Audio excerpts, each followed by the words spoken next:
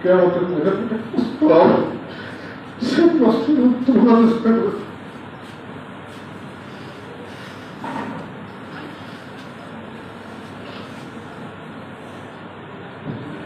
যাতে কেয়ামতের ময়দানে আমি প্রশ্নের উত্তর দিতে পারি, সেই প্রশ্নের উত্তর দেওয়ার রাস্তায় আসবে।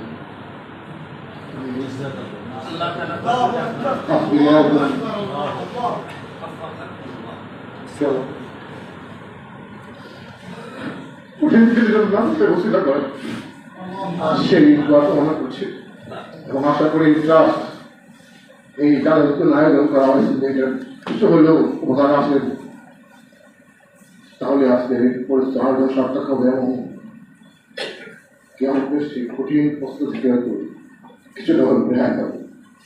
আজকে আয়োজন নাগাদের জয় হোক সেই কামনা করছি।